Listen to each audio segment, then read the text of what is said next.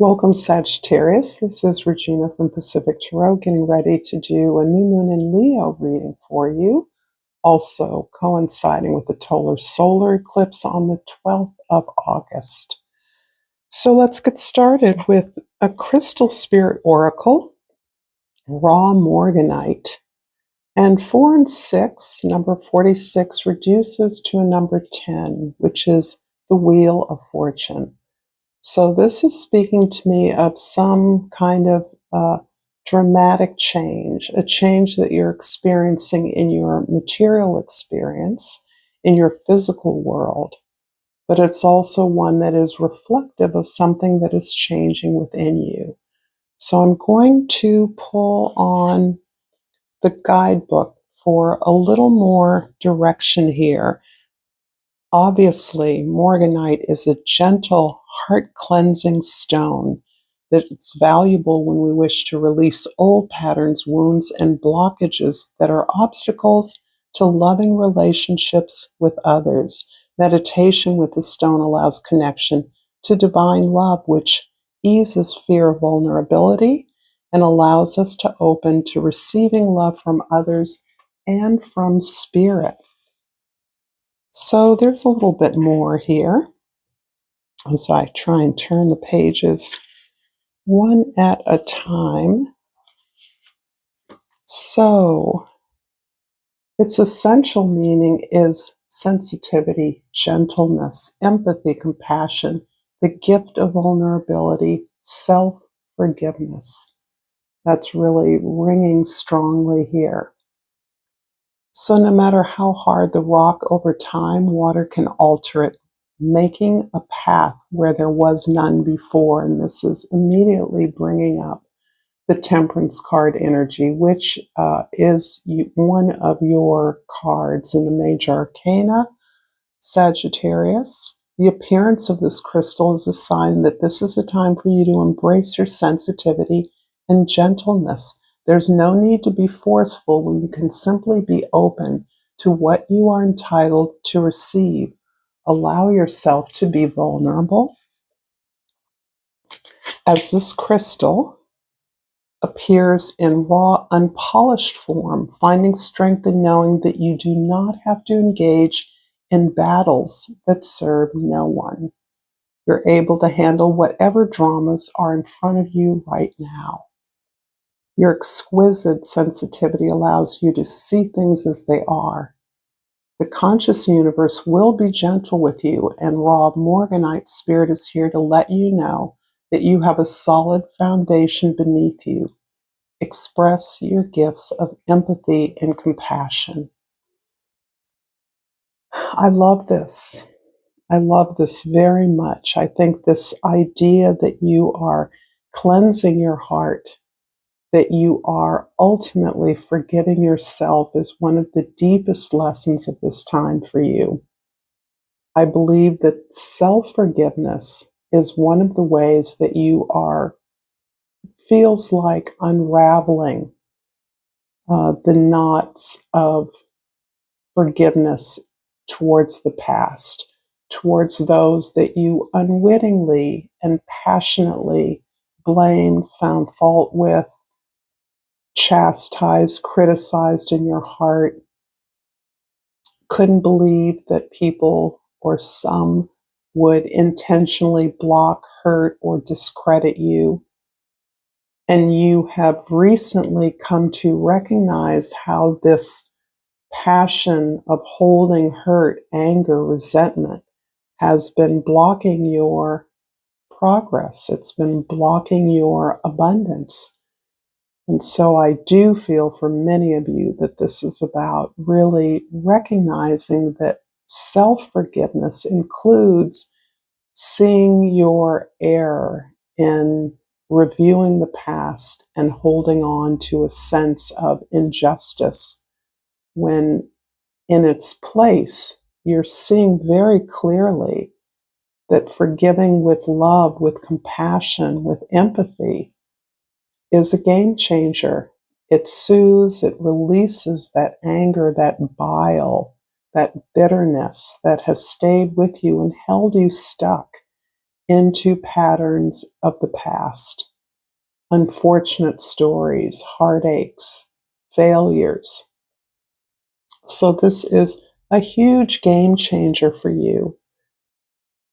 In the Soul's Journey, I pull the imagination card. I embrace and nourish the creative aspect of my mind. So this takes us to the place of moving away from being hidden. I do believe as you begin to forgive yourself and understand that your attempts to release yourself from the past had been flawed. And as you now open up to the infinite love that is abundantly available to all, including those that hurt you, that blocked you in some way, but it is especially available to you for not understanding, for moving away from circumstances that were challenging, for not fighting when you know you are a fighter, you know you are a spiritual warrior, but the fights you chose were the ones that relieved you from the discomfort of your own experiences. So it's easier to go out there and fight for the community or others rather than fight for yourself, standing up for yourself, moving through obstacles, knowing that there is something there that you can achieve despite the blocks that others place before you. And I think this especially is stoking your creative imagination in honoring your questing nature. You are at home in the spiritual imagination, in the realm of sharing across cultures with others that are different from you, the same essential note and energy of love, of forgiveness, of abundance, of joy in an abundant world. So this is helping you to move forward on your quest because you're always learning and growing beyond a performance and beyond the validation of others that others would offer or have denied you.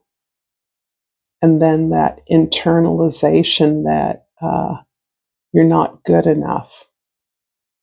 So in this way, the eclipse is also allowing you a chance to pause, to slow down, to allow your heart to cleanse, to allow yourself to release. This is heavy work, very heavy work. And I have no doubt many of you have been on this healing path for years.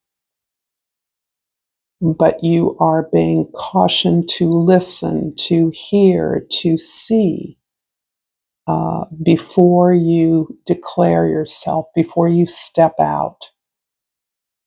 Because you are aware that you are crossing a threshold.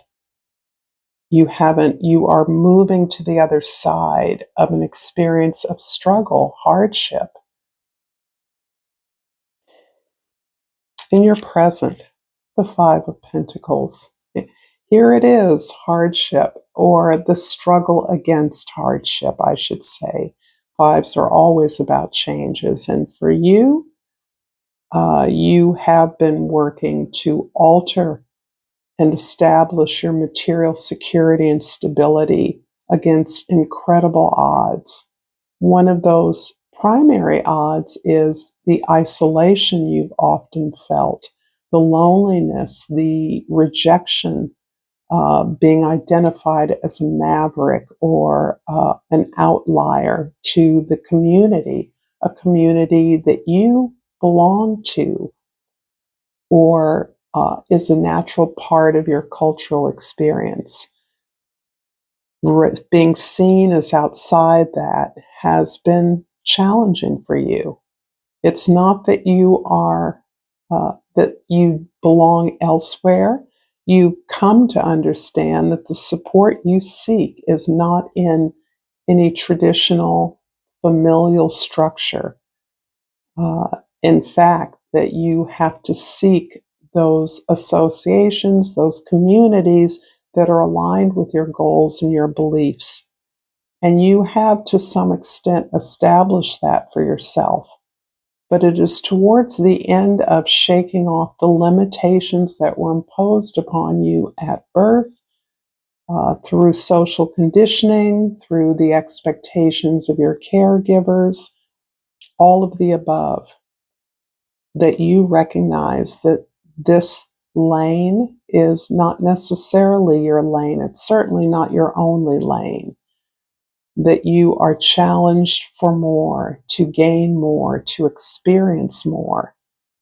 And this is a critical time, because I do feel that the idea of struggling and fighting and drama is something that you're leaving behind. It's something that has been threaded into your experience of the past, that community is chaos and drama and uh, um, disruptive desires exploding.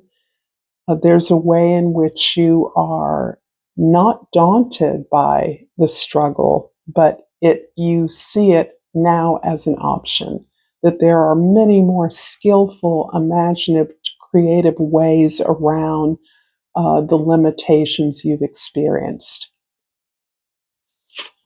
In the past, the Eight of Cups is talking about recognizing the limitations of the familiar relationships that have surrounded you. It isn't that you haven't had support or love, you have. It isn't that you haven't been supported or celebrated in some way, but it doesn't feel authentic to who you are or who you are becoming. And it is time, through your own courage, your own successes, your own overcoming obstacles, to reach for something that is more challenging for you, something that will satisfy you, has little to do with what others expect or see for you. In fact, this place in your spiritual evolution recognizes that loved ones are not concerned with your safety or well-being, because they believe you have got it. You don't need help. You've helped them, but you don't need help. You're capable of doing whatever it is you need to or want to do. And that is a harsh feeling to come to terms with. And I think that's part of what has moved you beyond this familiar place, this releasing what is expected of you, this lack of concern about the validation that others do or don't provide, the performance that others expect that you are disengaged from. In the future, the Ace of Cups. This is what I'm talking about. This is that sense that, oh, cleansing the heart isn't just about working through patterns in the past. It's about loving and surrendering and stopping to fight, battle, feel you've been unfairly treated, unjustly treated, this back and forth, that it wasn't right and it wasn't wrong, it was wrong what was done, and it wasn't fair, and I need to be recognized for all of the heart love that I poured into something. You finally realize that it's not about being right. Justice isn't found in being right. It's in understanding that you have more than enough love, more than enough patience, compassion, empathy for those that have wronged you. And indeed, they did wrong you. That's not the dispute. The dispute is you're bigger than that. Has it really stopped you? And whatever blocks you're experiencing are perhaps in direct proportion to the unwillingness to retell that old story of betrayal. This is opening up to really self-forgiveness,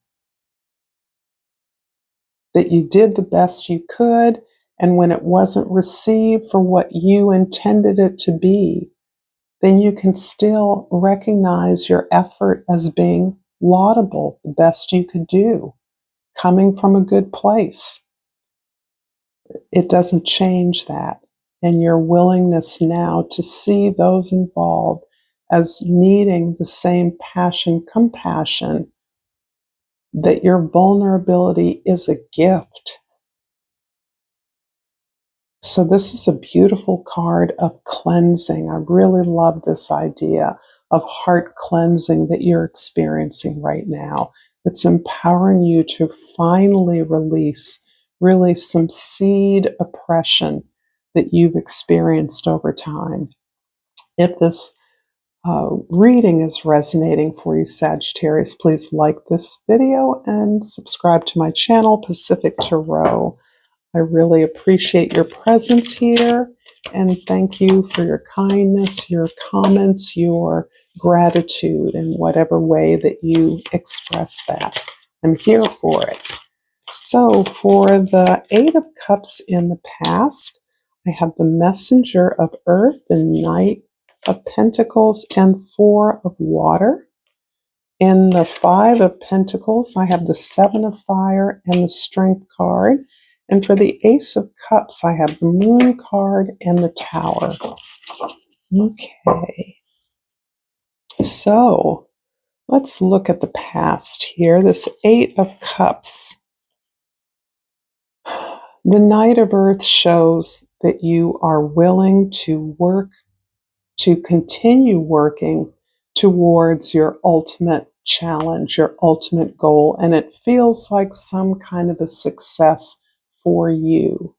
This is something that you are approaching, you're working at, you're applying your discipline, your work ethic towards a success that is defined by you, not defined by others. And this is as a result of this new emotional foundation that you've established for yourself. This foundation, as opposed to in the past where you may have not felt that you were valued or seen or appreciated or ultimately supported, you've worked very tirelessly towards aligning yourself with those things that do, those things that see you. And whether they see you or not, you hold your value. You don't allow your value, your visibility to be negotiated away from you. You consider every opportunity, every relationship on its own merits relative to its match for your energies. Are you aligned? Is this mutually supportive? Are you able to grow, build, develop something together? Those become your standards for opportunities or relationships. This is not overlooking something. It is considering whether something you always thought would be wonderful, great, saving, uplifting, you are considering it now on different terms. And that is the difference. You're choosing yourself rather than hoping someone else chooses you. In the present, the Five of Pentacles clarified by the Seven of Fire and the Strength card. Wow, this one is really about standing up for yourself. You've experienced so much rejection. You have experienced so much discredit, lack of seriousness, people just not able to understand you, certainly not appreciate you. You've been an outlier for such a long time that it has taken you some time to internalize your determination, your goals, what you know is best for you. Not just best for you, because what's best for you is best for others as well. But really believing that, really understanding that you have to set limits on your incredible strength and discipline, your determination, something that was used and called upon by others. You now limit that. You set clear boundaries. You say no. You stand up for yourself. But you don't have to defend your right to have standards. There's no more defensiveness here. And this is a huge strength for you. You don't have to explain a no. And you realize that in explaining no, you have lost. You're having to justify what is right for you. And you don't have to justify what's right for you. You simply need to know what's right for you can be about limiting the requests for assistance, the grab for attention, the distractions that constantly pull you away from creating the change in your material environment that will support you on a long-term, stable basis. And then the future, the Ace of Cups is clarified by two biggies, the Moon and the Tower. I think through this experience of your heart cleansing, that's a handy phrase, you are recognizing that the deep soul work, the deep exploration into your own unconscious, subconscious energies has helped you to recognize the incredible allies that you have, that you've always had, that have been with you from life to life, that have supported you, that perhaps you have actually worked with in this life and others to identify the best contribution you can make at various times in your life. You've accepted that some of what you believed that it was showing you, some of what you had worked to understand, has now been disrupted by this greater capacity for you to be vulnerable, to be open to divine support, to be open to being guided. This is a massive shift in the way that you recognize the unconscious and the conscious efforts on your path to some kind of a success that makes meaning for you of your efforts, some kind of a success on your own terms that you define. But you're seeing that you are in a position now to take what appear to be dysfunctions in the social order, in the world around you, in the context of your community or your employment, and utilize the disruptions, the unexpected changes, the unplanned for disruptions to your own favor. In a way, it's as though you're getting out of your own way in order to conceive of success in a new setting, a setting that didn't exist before. This is a pay-in to the creative and collective imagination that actually recognizes that skills that you've built up over the years are now useful in a new setting.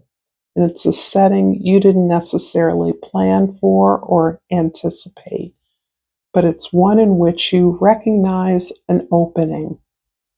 This is quite likely the threshold that this eclipse is showing to us.